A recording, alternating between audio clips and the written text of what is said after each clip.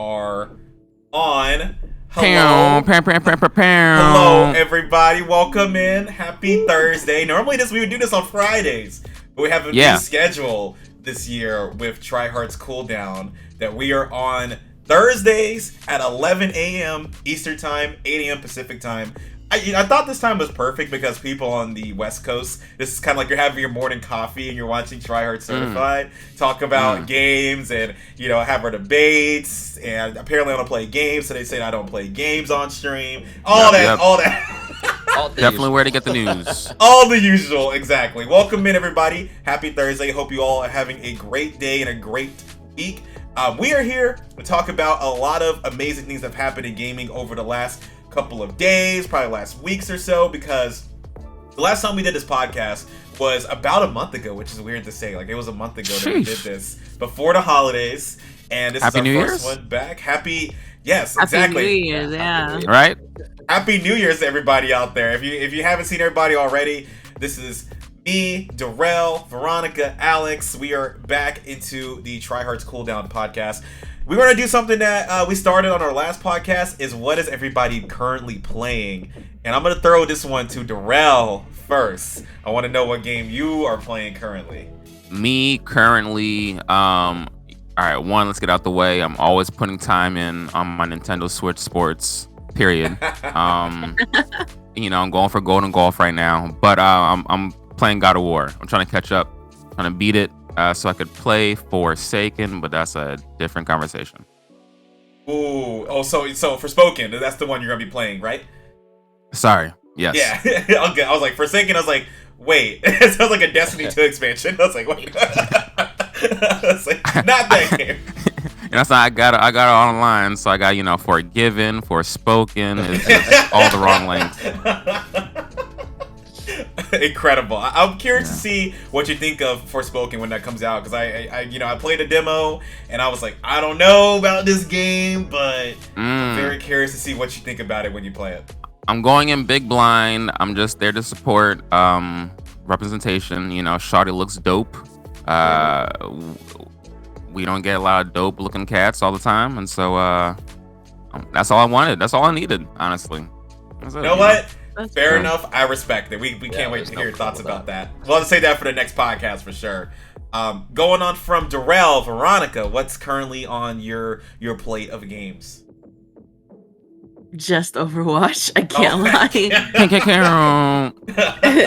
To no one's surprise. But also, I've been trying to complete the Pokemon Violet, because I want to start shiny hunting. So. Ooh, okay. Yeah, I gotta get the Pokédex all done. Okay, fair enough. Alex, what about you? What's kind of on your plate right now? Right now I'm all focused on Phasmophobia. Still on that ghost hunting grind. Yeah. You're still locked in? Okay, I love that. I am just getting so good at IDing those ghosts. It's addictive. So that's been on my main plate, and sprinkling some Val here, obviously, now and then. So absolutely. Yeah. That's really funny. I was just gonna say that sometimes I'm up really late, and then on Steam I'll get the notification that you're on Phasmophobia. Oh no! Is that exposed? Yeah, in my head I'm like, shouldn't you be asleep? And then I'm like, expose him. I'm also not gonna sleep. Yeah. Oh, it's fine. Exposed. Yeah, I'm up. I am up late playing that game for sure. I mean, I guess the best time to play it is really late. Yeah, so, exactly. Makes sense. Shrouded in darkness. Shrouded in the dark. For me, actually, I just finished the game a couple of days ago. I know. Listen, the odds are not in my favor, but a game, right? Like, it's not Goldfish. It's like it's like a video game. Not Uno, levels. Not Monopoly. Like, there's levels to it. But I just finished Horizon Forbidden West. I just finally finished Horizon. And, it's always like with Horizon, I feel like the games go on just a little bit too long. Like, once I get toward the end of it, I'm like ready to like take a break from it. But then once I get there, I'm like, oh, I'm at the end of the game. So like, it hits me every single time. I'm like right there. And you know what? I wholeheartedly agree with you, because I was playing that and I think the reason why they do that is because like that's what hunting feels like, right? It's a real stalker game, setting traps, So the pacing of it is slow, and they almost don't encourage like melee fights, even though they upgraded it in this one. Right. But for that same reason, I kind of like put pause on that game so I could play God of War because I wanted that speed, I wanted that energy, yeah. But when I'm done with this, I think it's gonna be a great cool down. To God of War. That's exactly right. And you got to see Derrell play God of War here on TryHard's Certified, and it was one of the funnest streams we've had for sure. One of the best. One of the best. And that just shows to a testament of what PlayStation produces with their hit first party exclusive games. But one of those games got spun into a TV series. And this is from the iconic minds at Naughty Dog. The Last of Us made its premiere at HBO just over a couple days ago. So we've all seen the episode. We're gonna have to talk about it. I think we won't get into too many spoilers, so people who haven't seen it yet, I'll get a chance to see it. We'll be spoiler free. What's your thoughts? How could he be spoiler free in this? Well, I've seen people on Twitter. I've seen people on Twitter say that they're waiting until all the episodes come out to watch it all in one, so they can binge it. That's so lame. Whoa. I know. That's kind of trash. That's kind of trash. Because one, I feel like that's affecting the show. One, two, I hate binging. Like, oh my god, it's not a healthy way to take in. It's too much information. Binging. I'm anti-binge. Like certain shows, sure, but this, nah.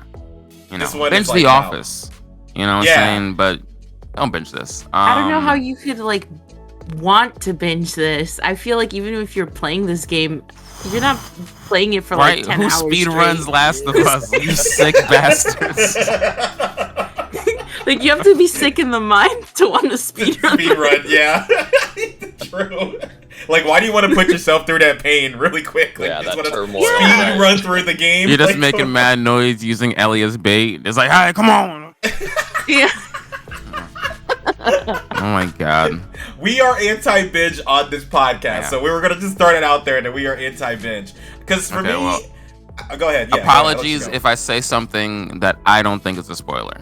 Let me just say it like that. Yeah. I mean, okay, if you haven't played The Last of Us, the original game, honestly, this is on you at this point because I'm keeping it to level 1. 10 years old. I'm not gonna talk about the ending. I'm keeping it to level 1, but yeah, it's great. Yeah, amazing game. You haven't played it, and the same thing with the show. They really pick up a lot of the elements from the beginning of the game. But there was something I was going to say. I completely forgot. I think we're talking about binging.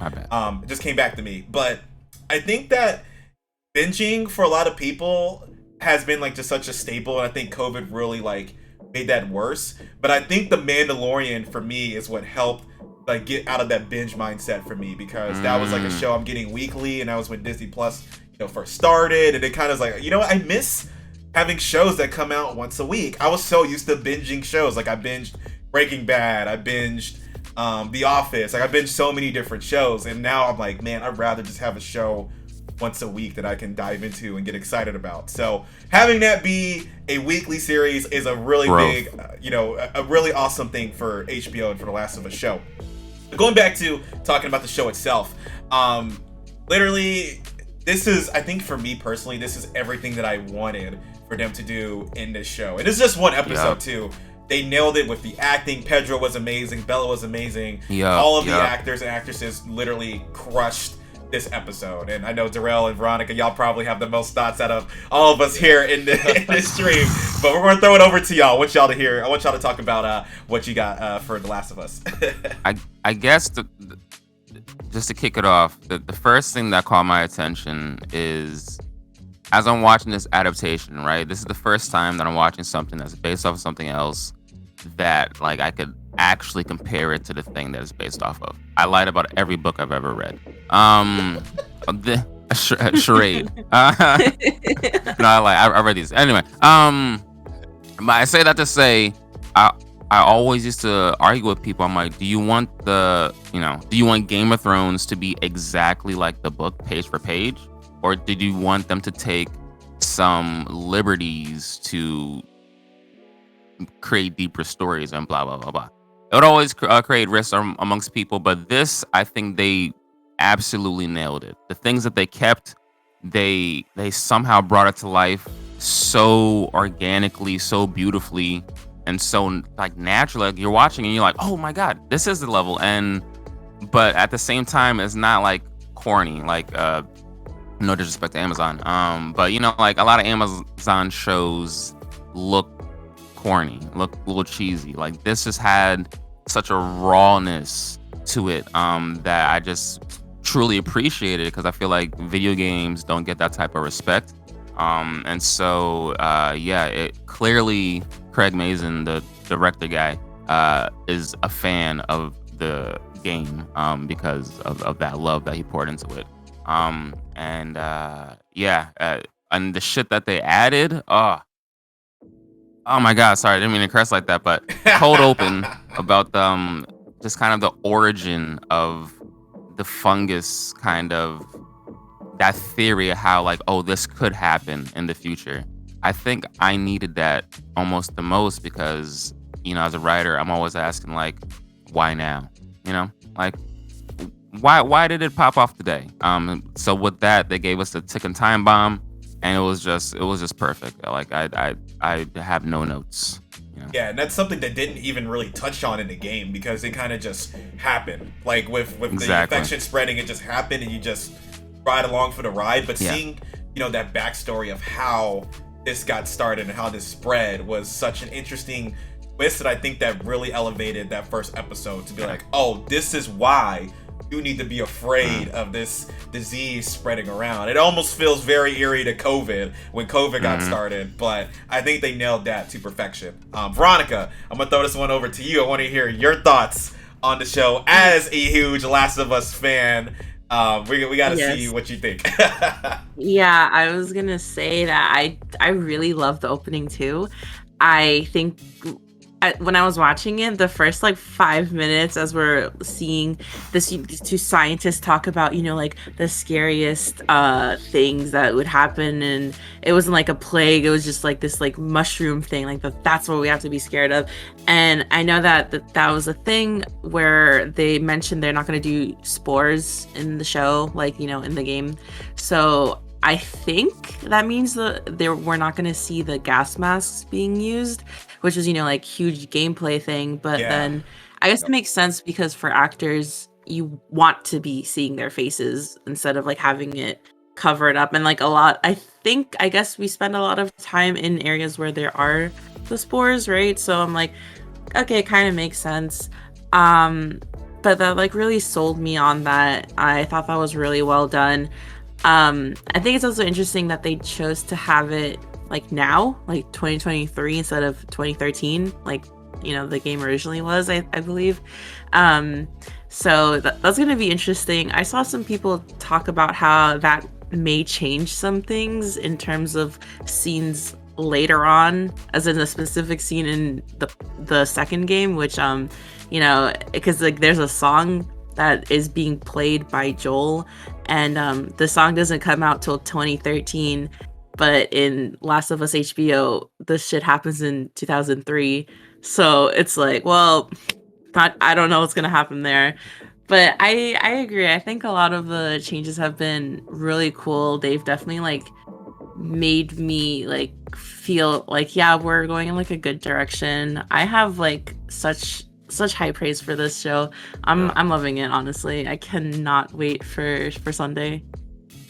Yeah, it's awesome to have another show that you're waiting every Sunday to see. I know Succession was a big thing for you guys, and for me personally, Euphoria, and there's just so many shows HBO don't miss. HBO really does not miss. And That's even true. watching the show, you could tell this was an HBO filmed show, but it also felt like it was The Last of Us also. You're watching it in the game perspective and in an HBO film grains perspective too. That's how I felt watching the show.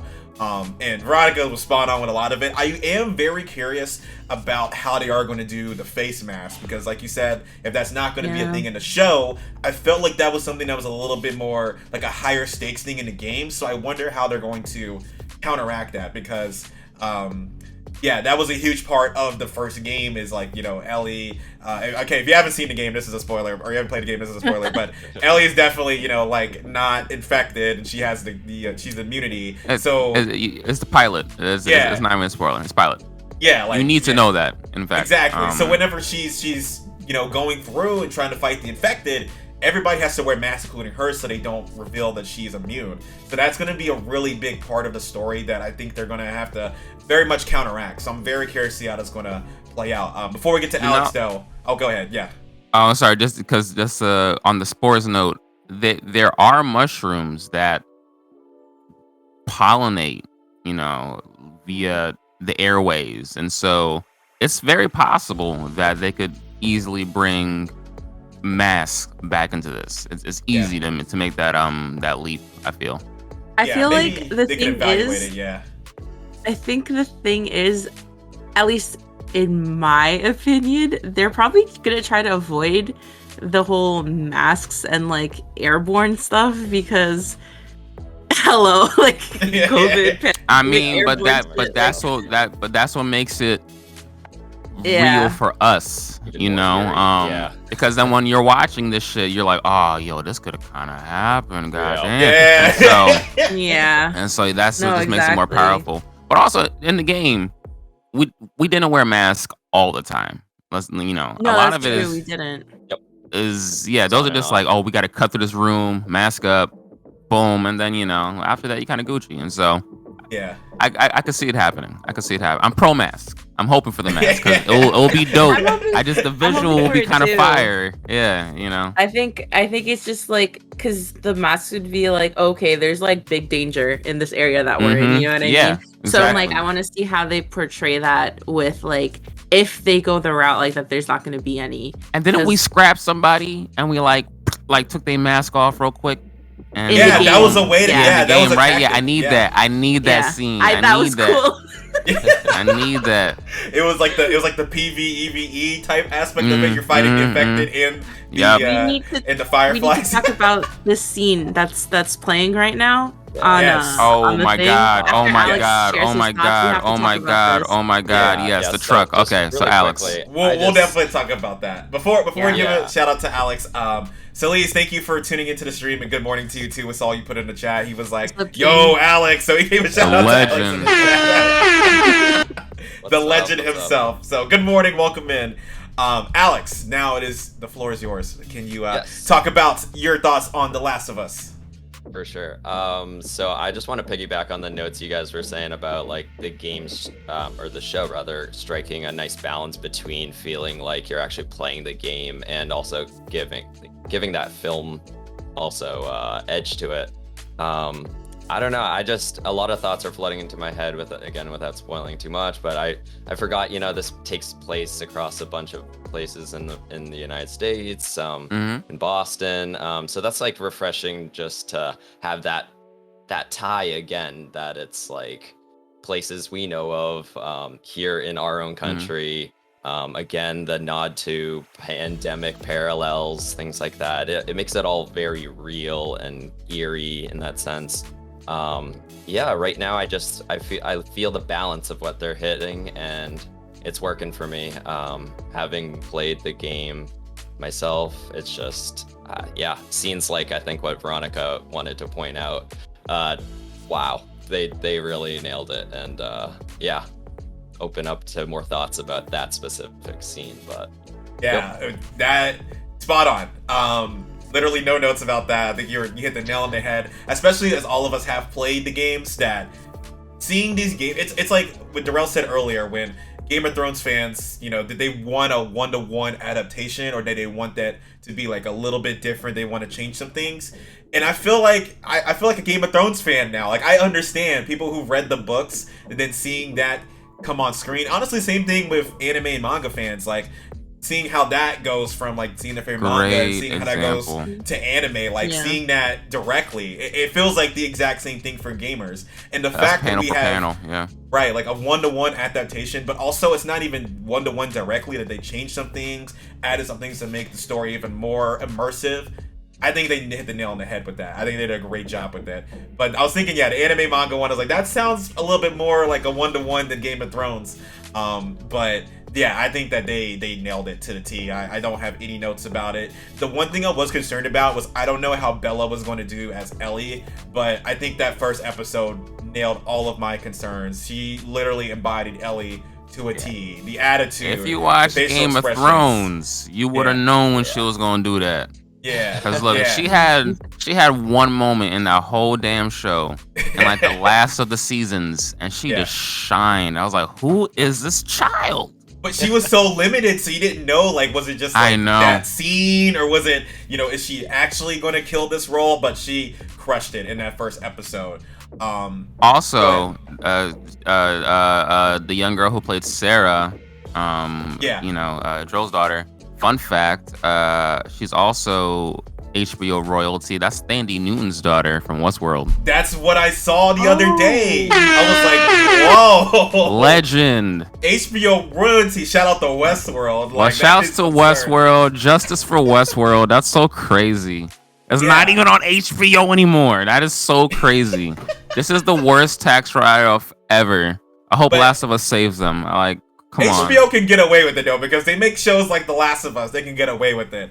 I know. That's why. That's like we can't let them keep getting away with this. There was this video I saw last night or a couple nights ago about like where someone like was able to, I guess, kind of pinpoint where the origin of the infection started, or like where this like the breakout happened or whatever. Ooh. And just based on like what was being said in the show, and like I really like one of the things that I really enjoyed about this episode, and I guess going forward is going to be like the whole series overall, is the world building that they do with this Last of Us adaptation. And I think they said that it had to be from like gluten or flour, because there was the way that they said it was, I think, in Jakarta, right? That's that's on the radio. And they have, I think one of their biggest exports was like gluten or flour or something like that. And then they were feeding that old lady biscuits in the morning, remember? So and then she turned and then she became infected and everything. Right. Yeah, and so all this like stuff, all the like products, I guess, being like used in these things, and people are like taking them, I guess, in the city or whatever, right? Like, yeah, isn't that nuts? Like we said before, he we was didn't on really Atkins, have, so he wasn't even messing with the wheat like that. Oh my god! And no, it's even crazier because apparently, if you go and rewatch the episode, Joel and Ellie Joel and Sarah almost got infected because they almost ate some of the bread. And that's like when the biscuits came in. Yeah, so that's where it almost got them. So yeah, they almost got it. And then that's crazy. Dang, I gotta recheck that. Damn, they did almost have the pancakes. Wow. Yeah. Wow. Like, think about that. Like they were so close. Damn, am I about to become vegan again? I think this is a but good, they love mushrooms. Hold up. This must be the sign. Oh. I know we were talking about also the airplane scene. I know Derrell wanted to talk about that. Oh my was in god! The pilot. This was a little bit different from what was in the game. I think if it was in the game, they were walking out and the gas station exploded. So I think this is where they changed it from the game to how it is in the TV series. Well, they definitely got stuck in a car. I think they were in the car when the gas station I think they got hit by a car. Oh, and so when they almost got hit in the show, I was like, oh, here it comes. Which is crazy because I think they did it on purpose, right? Semi-spoiler. Yes. So boom, you're in the back of the truck. Zombie apocalypse is going off.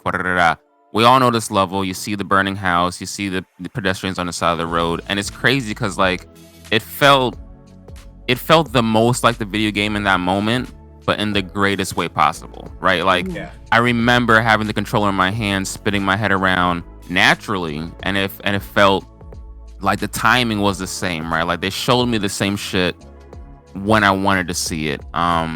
and then things got so aggravated so quickly, and when they went off road, like, even though I knew what was gonna happen, I was so tensed up. And so then, boom, the car was about to, pinch them in the side, and it didn't happen. And so now you're just like, oh, okay, what happens here? And then, boom, in the distance, in the darkness of the night, you see them red eyes coming. Right? Over. That scene is just crazy. Yeah. That scene is just crazy. I was like, oh, something like it's kind of weird with the planes, because before that we saw another plane. We saw 3 of them joints, like, mad close. And I'm like, what the fuck is going on? I'm like, they're just probably just escaping, right? Like, whatever. And then we see that plane just fall. Oh my god. That was crazy. That was sick. So wild, yeah. Yeah. I think it was crazy because I'm like, I feel when I was playing the game and that scene was going on, I was like, okay, this is scary and like crazy. I was watching that and I'm like, this is scary. Like, this is really scary. Like, how did shit just go to the south so quick? Like, what? Yeah. 0 to 100. Yeah, 0 to 100. Yeah, that scene and many of the scenes in the first episode were amazing. And it definitely has paid off because The Last of Us actually became the second biggest debut since 2010, and it only is behind House of the Dragon. It's only behind that. Whoa! That show is so trash. That show is basura. That's garbage, dog. Nah, see the boom, the guy above the car. Yes, we just talked about this. Oh my god. Okay, that's crazy. You just hit it the right time. But you wild for that. What did you just say about House of the Dragon? This is what I'll say about House of the Dragon. This is exactly what I'll say about House of the Dragon. It's like the Boruto of Naruto. You know what I'm saying? It's just like they had a successful show. Everything was dope. And then they're like, yo, let's do it again. The money's nice. And so that first episode, it was just like generic Game of Thrones thing. Knights, swords, pillaging, murder. And it was just like, there was no context. There was no stakes. It wasn't the Game of Thrones. You bugging. You bugging. You might be bugging on this one. I ain't gonna hold you. You might be bugging. I love You're telling me you like this more than the original? Well, wait, House of Dragon over Game of Thrones? Like the first season? That first season of Game of Thrones was iconic. I can't say that it was better, but I will say it was really, really good. But the first season of Game of Thrones was like, that's iconic. That can't be touched. But I still ain't finished the season of House of Dragon. I'm fighting to watch it. I'm rewatching shows before I finish that dang thing. Whoa. I think you need to restart it from the beginning and give it another chance from the beginning. Oh my god, why are you doing that to me? Why would I do that? I need you to go back. I need you to go recheck, bro. Because that show is incredible. So, but it's a testament to what HBO produces too. If we're talking about Game of Thrones and House of the Dragon and The Last of Us now, this could end up being a blockbuster TV series for HBO, which they have 20 billion of them anyway. But the fact that it had an amazing debut right off the rip really shows that this franchise can go a long way, and not even just in the TV show, but also if they produce another Last of Us game, that this is definitely a household name. So I want to talk really quick too before we get on to our next topic. And also shout out to Josh Oak Lightning say it about House of the Dragon. So it's with you on that. But going on from that, what are some expectations that we have for the show for the rest of the season? Because it is going to be 9 episodes instead of 10. So I want to hear what you guys. Well, you know that for a fact? Yeah, I saw something somewhere that the last episode is in March. I think it's March 15th. And that's going to be 9 episodes instead of 10. But I might be wrong, but either way, we're going to be excited for it. So, Alex, I want to throw the floor to you. I want to hear your expectations for the show going forward. So going forward, I'm just like very excited about, I think, another thing we touched on, which was the cadence of it and just how fast they're going to move through what we experienced as the video game. So I think, again, they're striking a nice balance right now, and we'll see whether that gets rocked or not in any sort of way. But yeah, I think they have a really strong path moving forward, and I think it's gonna really like reawaken a lot of the same emotions we had playing the game. So I'm excited. Absolutely. Veronika, what you think? I think I'm excited for everything. I don't know. I think I want to see the most on how they choose to expand the world, like what changes they decide to make, because I like that they stick like really close to the the source material, but they've been doing some really cool like extra things to improve or I don't know, like enhance what we already know, especially how earlier we had more scenes with like Joel and Sarah, which I really liked.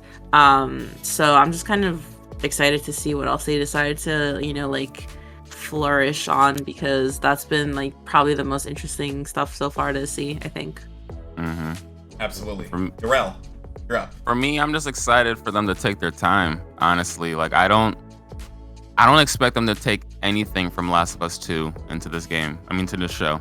I see them squeezing maybe 2-3 seasons out of game 1, and I would love that, because they have just done such a good job of just like heightening all these moments, all these events, and just adding just deep context to all these characters that by the end of this watching experience, when you go to replay it, it's going to be even more enriching, because you're going to have all this new information, all this new visuals, new soundtrack, new everything. And so, I'm just excited just to not binge this. We're excited to be there every week. For me, I think, we talked about this also offline, but, I'm curious to see how they are going to adapt that time in between the first game and the second game. That's going to be the most interesting to me, because there's, so much that we don't know from that 5-year gap between The Last of Us 1 and The Last of Us 2. So it's going to be very interesting to see how they're going to make that story its own. Like, I'm excited to see how they're going to adapt the game and see how they're going to bring that story from the game into the rest of the show. But I'm also excited to see how they're going to make that own unique original piece in between. That'll probably be a season 2, season 3, season 4 type thing. But I'm very excited to see how they're going to make that happen in between those games. So a lot to look forward to The Last of Us. We're going to be there every week until it wraps up, which will be in March. And in March is going to be the month of Pedro, because he also will be in The Mandalorian at the same time. So it will be every Wednesday and every Sunday. I will be there for Pedro to see what he's bringing to the table as the dad of TV, basically. Going on from The Last of Us, though, we're going to be talking about a game that might be in some trouble. This game I was kind of excited for, but now I'm not sure about. Suicide Squad Kill the Justice League. So, leaks just came out a couple of days ago that the game is actually not going to be just a normal, typical single-player / co-op experience. It will, in fact, be a live service game. A game as a service, as we like to call it. It got leaked of a screenshot that there's going to be an in-game store. There's going to be 6 different types of currencies to use in the game. And it seems 6 different types of currencies. Yes, you heard it correctly. I'm going to try to find the image, and I'll show it on stream. But yes, there's going to be 6 different type of currencies inside of the game. I saw when the leak happened, and I didn't look at the screenshot like when it was posted, and I see that it's been taken down by copyright or whatever on like some tweets. So I was like, damn, okay, this sucks. I did not know that. 6 currencies? 6 That's fucking terrible. Currencies, yes. Not enough? What the hell? One's not enough. It's 6 different. How does that even work? How do you justify that? Like, what are you spending those different things on? Yeah, one's for shoes. You could just buy shoes with this. Right. You can buy shoes. Yeah, I'm trying to find it because it has been deleted. So it's been down on Reddit. It's down on Twitter. The image might be a little hard to find. But yes, there were 6 different currencies. That almost makes it feels real to me. Yeah, it's getting taken down like that. They did a sweep. Yeah, I think it's real. If they did that, they're like, oops. Past acting, yeah. Yeah, it's unfortunate that this is the case. So we haven't heard much of how Suicide Squad's content was going to be, because we all assumed that it was going to be a single player game that you can play co-op with people. But now it seems like it's going to be a live service game, which means it could be going down the route of the Avengers. I don't like that, but I want to hear your thoughts on it. So, Derrell, I want to start with you. What do you think about Suicide Squad being a game as a service? I'm thoroughly disappointed. It's just triggering my anti-battle pass everything. It does have a battle pass too. Let me also throw that in there as well. Jesus There is a battle Christ. pass also. Sorry to mention, I forgot to mention it will have a battle pass also. To make it worse. Sorry to interrupt, but continue if that adds on to your thoughts. I'm just tired of it, man. Like, I don't know, man. I don't want to say be original, but I just clearly games with like fun playing experiences with good stories is on the up and up, and I'm just tired of not getting those. Right. Because I'm going to assume that this game is going to be a $70 game, and you're going to, charge a $70 game and then do a battle pass in a cosmetic shop. Should be not a lot of free-to-play. games do that. No, free. Make it free. Yeah. If you're going to do that, make it free. I mean, Call of Duty If it's can get free, away I'm with down. it, but that's if it's free, I'm down. Yeah. But if it's not free, like, fight me. Fight me. And that's crazy because I know Mad Cat's over there too. I'm like, yeah. Thought we was Warner homies. Brothers, man. I don't know what's been going on with them with their games, but we gotta hope Hogwarts Legacy, as far as we know, is just going to be single player. There will not be any multiplayer or battle pass at the moment. But at the we moment. could change. But that's different because I don't need no battle pass. But like, no, honestly, I don't know what the fuck's going on anymore. Just in a single I'm player game, a stressed. battle These pass, games got me stressed out. So stressed out. Veronika, I want to hear your thoughts about this. What do you think about Suicide Squad? This makes me really sad because one, I've been hyped for this game, right? Like as everyone else that likes, the series was. But two, this is like Kevin Conroy's last role, right? Like last thing that he did before dying. Yeah. How are you gonna do that to Right? Like, how are you gonna do that? Like, he was supposed to have it's supposed to be a badass game. It's supposed to be a badass game. Yeah. That's really so disappointing to hear, because I heard the battle pass thing and I'm like, okay, that's stupid. I'm just not I just won't use it.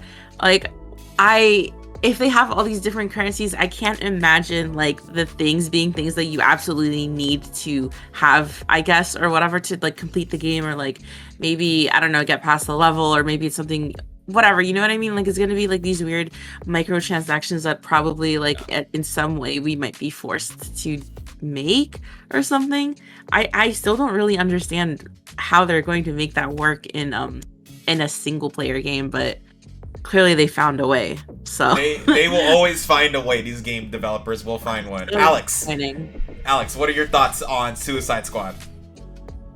So I'm just gonna straight up admit I have no familiarity with this series or anything, so I'm just picking up a lot of disappointment from you guys and kind of fear a sense of that. So yeah, it's it sounds like they complicated things, or isn't the way people expected, so that does sound it's just we'll have to see. Imagine having a battle pass in Horizon. Right. What? Right? and trying to add fluff where it shouldn't be. Right. It's just the story game. What do we need a battle pass for? What do we need currencies for?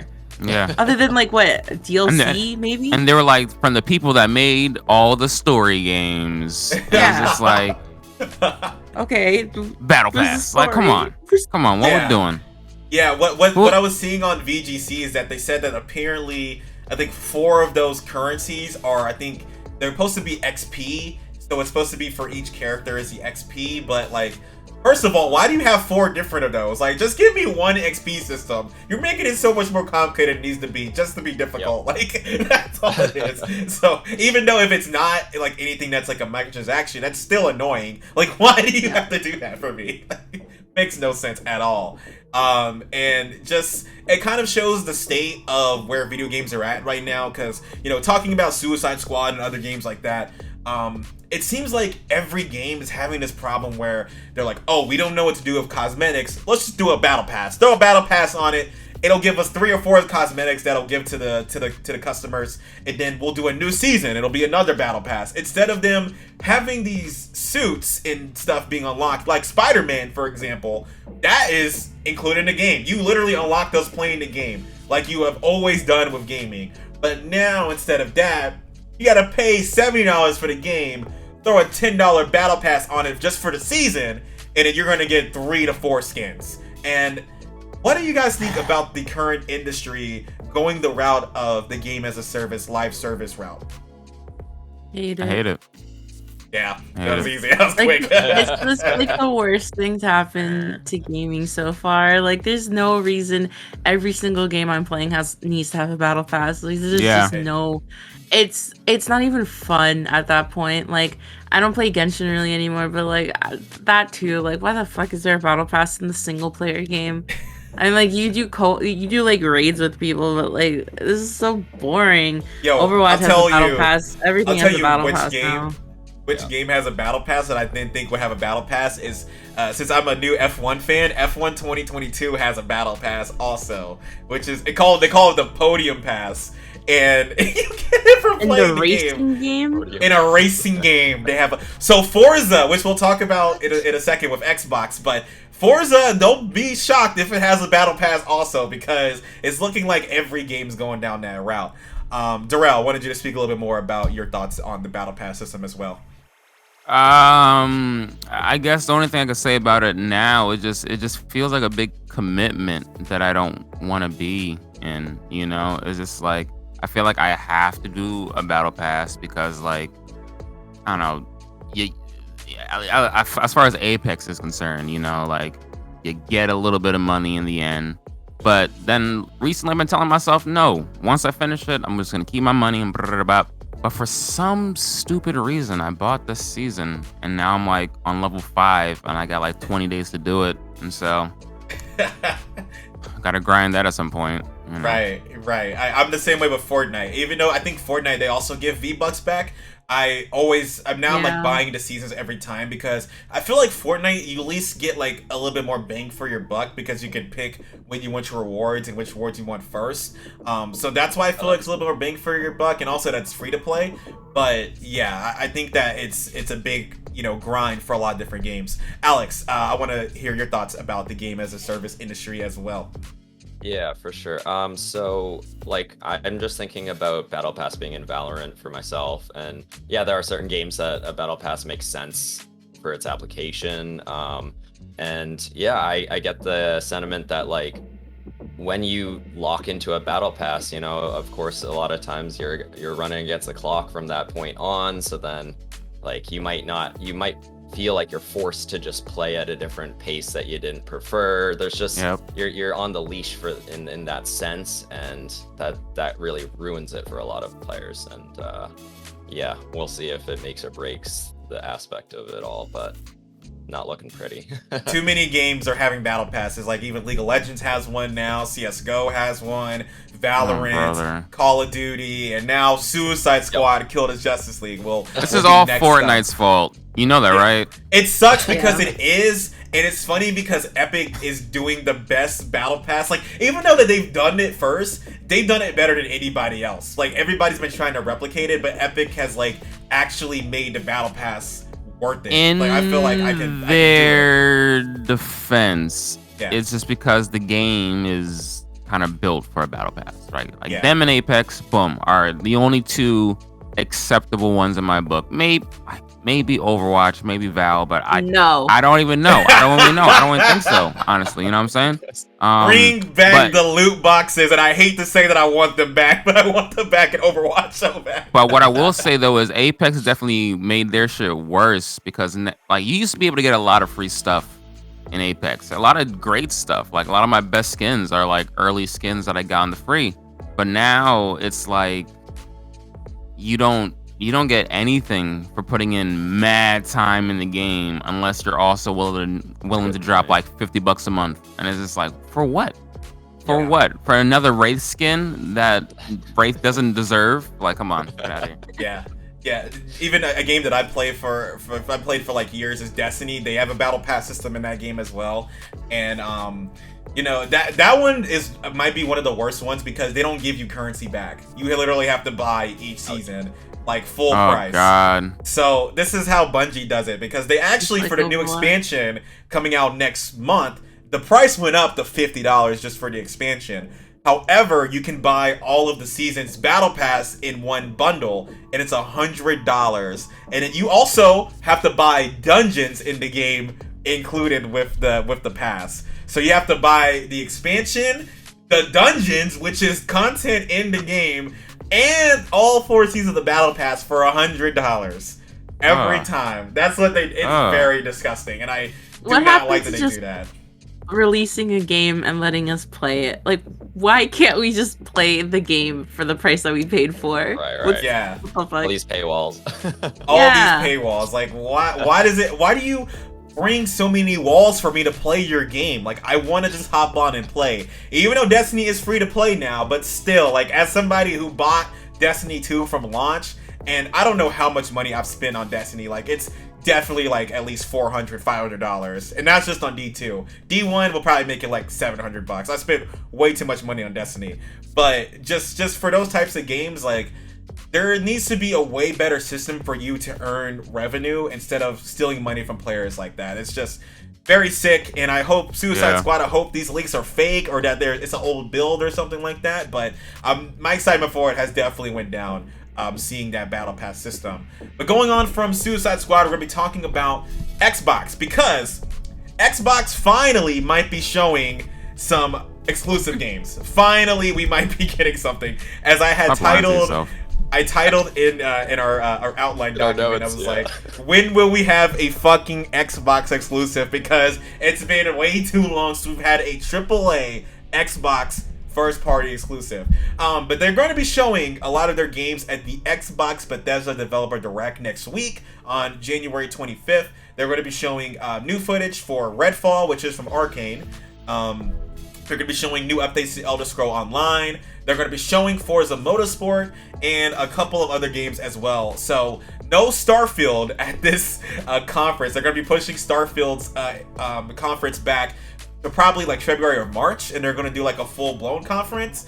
But yeah, this also kind of brings it to the fact that Starfield's release date might be in jeopardy. And as the one Xbox exclusive that I'm actually looking forward to, and the fact that it's January and we still don't have a release date is a little concerning. I don't know if any of you guys are hyped for Starfield, but what are your thoughts on Starfield getting potentially delayed and not getting shown until later on in the year? Honestly, I don't even know what Starfield is. I'm about to say, I play PlayStation, homeboy. Like, I don't know. Damn, none of y'all? No Xbox. Like, ain't you tired of rooting for Xbox, dog? Like, it's come on, it's embarrassing. Listen. The winning team. Listen. No, I'm Sony. I just sold my Xbox when I was back home. Actually, I sold my Series X. So it's gone. It's out of here. Like, look. Finally, living in your truth. Sound on. Put the applause thing up for Howie. Right, where is it? Do I have one? Yeah, I thought you had one. Almost an applause.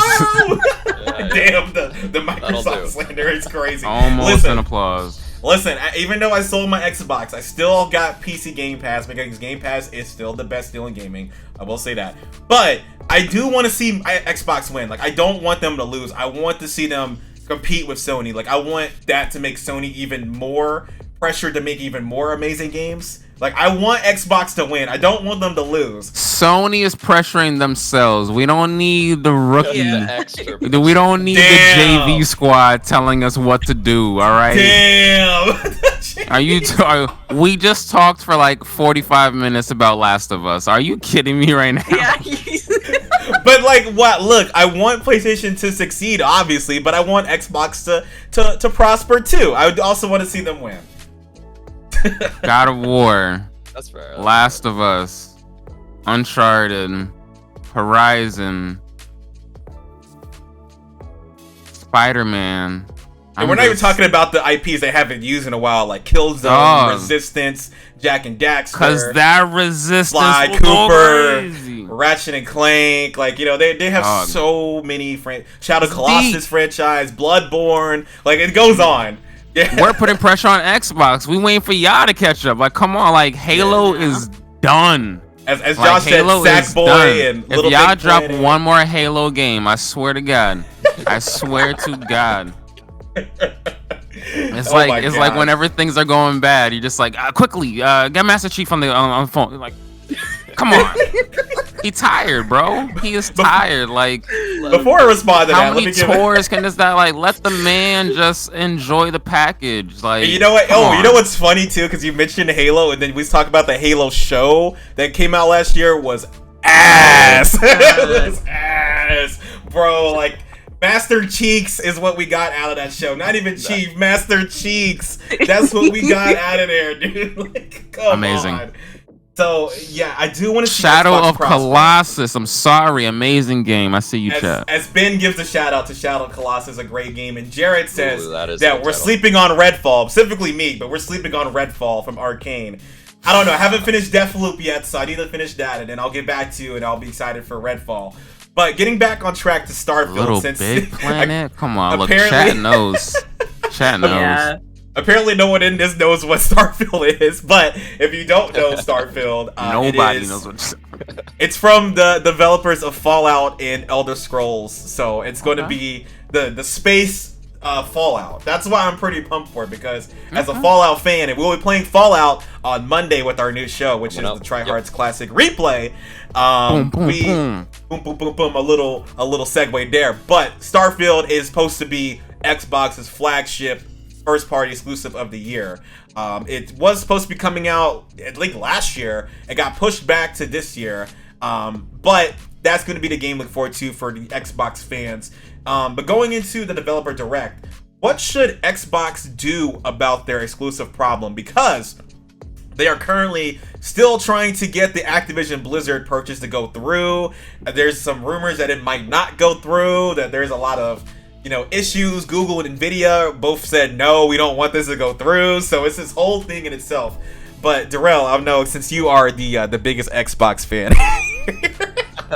I honestly, I'm not an Xbox hater. I just, as a PlayStation supporter, I'm just like, yo, y'all not giving what y'all say you're giving. It's just, as I said, you do not have exclusive titles. And so it makes zero sense getting an Xbox, especially now when PCs have the entire catalog and then some.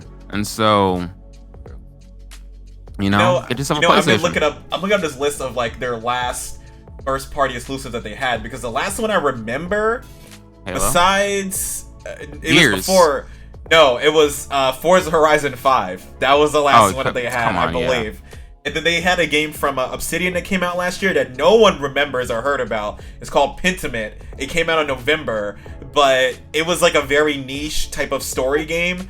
But they didn't promote it. It was like an Xbox Game Pass like exclusive thing, so they didn't really promote it or anything like that. And that went under the radar. And apparently, it was really good, but no one heard about it because they were like, allegedly, a little side project, and then it just dropped. And no one heard about it. So it's been a while since they've had a very well done first party exclusive that wasn't Forza. Forza Horizon games are one of the best racing games that's out there. Like, everybody talks about Forza and that it's one of the best racing franchises. Other than that, Halo Infinite came out and that kind of was a dud. And Gears, it's been almost 3 years since Gears came out, and now actually I think almost 4 years now. So it's been a long time since Gears has been out. But is there anything they can do to really like solve their first party exclusive problem at all? I don't know, man. Maybe they're just not built for it, Just not built to force something that wasn't meant to be. Yeah, I think they should simply make a good game. I think that is what they should just do. That's all they gotta do. I feel like, honestly, in the like literal years I've been gaming, since I was like a literal like baby, I've never ever seen a game and I'm like, oh, I want to play this, but it's on Xbox. There's not a series out there. Like, I cannot recollect a time. I literally there's nothing out there that I'm like, damn, I wish I could play this, but it's on. There's nothing. Oh, literally, man, I don't care. Yeah, that's crazy. Jesus. You know what? Hey, if you're right, you're right. Because there's not a lot of games that they have released that are like, oh, I need to get the Xbox Series X, or I need to get Game Pass on PC just for this game. So some of the games that they have announced that are on the way is Avowed from Obsidian. Avowed is supposed to be this fantasy first-person RPG. Obsidian made Fallout New Vegas. They made The Outer Worlds, which The Outer Worlds, let me just talk about this game really quick. This game could have been better, but my character broke his legs halfway through the game, and I couldn't run. I couldn't run for half the game. There was no way to fix it. I was like, why is that a mechanic in the game? Why would I want that? So I couldn't fix my legs for half of the game. So I had a bad experience because I bought it during COVID. I was like, let me get an Xbox because I was back at home. I didn't have my setup. And I bought the Xbox and played that, and I had broken leg character for half of the game. So Outer Worlds could have been better for me, but a lot of people like it. So Avowed is coming from Obsidian. Everwild, which is going to be coming from Rare, and Rare is, one of the most classic game studios. But Everwild got announced almost 5 years ago, and we have no update if it's coming out. So that's one game. Contraband's coming from Avalanche Game Studios. Fable is supposed to be coming from Playground Games, who make the Forza games. That's okay. So that could be something, but it is a totally new game in the Fable series. So that's going to be interesting. Hellblade 2, which got announced 2019, and we still have no update about that game if that's coming out. State of Decay 3, we don't know if that's coming anytime soon. The Outer Worlds 2, don't know when that's coming. Go ahead. And I'm sorry, wait. Yeah, go ahead. You said God of War? No, sorry, The Outer Worlds 2. My bad. Yeah. They were like, what? No. The Outer Worlds 2 from Obsidian. That's not coming out for another 5 years, probably. And then Kojima Productions is making a game for Xbox. No idea what that's going to be about. Compulsion Games are making a game for Xbox. No idea what that's going to be about. So far, there's like nothing that we know to look forward to. And then also, Perfect Dark got delayed also. So we don't know what Microsoft is working on. Like, where are your games, man? Absurd. Yeah, so they have a big problem, and I think they're trying to fix that problem by buying studios, and which is why this Activision Blizzard situation is very interesting to follow.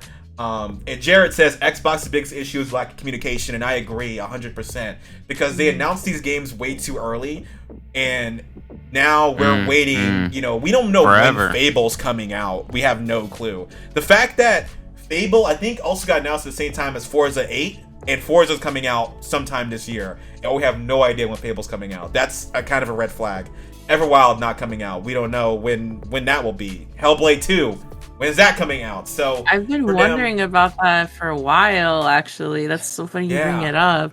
Because it got announced in 2019 at the Game Awards, the same show when they announced the Xbox Series X. The same exact show. My God. And we have no knowledge of when Hellblade 2 is coming out. So was that game in development when they announced it? Was it like just a little teaser trailer? I don't know. And also Ben says some of Blizzard's franchise stuff can't be transferred to console though too, and that's exactly a good point, because World of Warcraft will not be on console. I will pretty much guarantee they will not keep that. They will keep that on PC only. It's not coming. Sounds like another reason to not get an Xbox. That's exactly what I heard. Yeah, there's another reason why to not get one. So I don't know. I think that Xbox has a lot to really figure out with their exclusive problem, but they keep saying that they have games coming, but they just keep saying things. And we're going to year 3 of the new console generation, and the only thing we really have to show for it is Halo. Like, that's it. Halo and Forza. Xbox and PC be so proud when they get a PlayStation game. They're like, yo, we got God of War. Yo, they be begging. They're begging people. They're like, please put Gran Turismo on PC. I'm going to be so mad when Death Stranding is PlayStation exclusive at the drop. Oh, Death Stranding 2 will be, I think it will be exclusive at the start. So that's confirmed. Final Fantasy 16 is exclusive at the start. Final Fantasy 7 Rebirth will be exclusive at the start. Talk that talk. Like, Sony locks the exclusive down, and I don't know, Xbox got to really put it together, and I know they're banking on this Activision Blizzard merger so they can have some exclusive games, but you know what it is? I feel like Xbox doesn't pride themselves on story. You know, like they love just games. Like, yo, we got mad games. But yeah, when Sony drops it, they're kind of focusing on that movie experience, you know. Yeah. The way that Sony produces their games and what Xbox does are totally different. They definitely hit a different type of crowd. But at the moment, Xbox fans, that like I saw them on Reddit whenever they said Starfield wasn't going to get shown at the showcase, they were not happy. They were very pissed, and they're had enough. They're tired of this. They're like, why'd you buy an Xbox Series X and if there's no games for me to play on it? Like they're struggling for sure. So we'll have to see how Xbox will go forward with their first party exclusive problem. Hopefully they will have some games this year that are going to actually give Sony a little bit of competition, but at the moment Sony's got Spider-Man, Final Fantasy 7, Final Fantasy 16, a lot of games coming forward this year that are going to get a lot of people excited. As Bluelist TV comes in to say hello, thank you so much, Bluelist, for coming in. Coming in right at the end of the stream as normal, you know, a little fashionably late over there. Oh, but there was some shade, there was some tea. Shooting shots. Little sprinkle there. Coming in at towards the end of the stream. But that is going to do it for us today here on TryHard's Certified. We talked about The Last of Us, Suicide Squad, the live service game industry, and Xbox having no exclusives. I'm Howie, and I'm here with Alex, Veronika, and Derrell, and thank you all so much for tuning into the stream today. Tomorrow, Derrell's going to be back to play Stray here on the channel, another PlayStation console exclusive. So just to throw some more salt in the wound to Xbox, another game that's only on PS5 and PC is Stray. Man, Stray snub. Yeah, got snubbed. Stray snub. They're still saying it. Yeah. Game of the year for them. But Derrell's gonna see how the game of the year is going to be tomorrow on the stream. So we'll be back with some more TryHard Cooldown next week. Hope you guys have a good rest of your Thursday. Thank you for tuning in, and be sure to check us out tomorrow as Derrell plays Stray. Hope you have a good rest of your day and a good rest of your week, and we will see you next time. Bye, guys. Bye.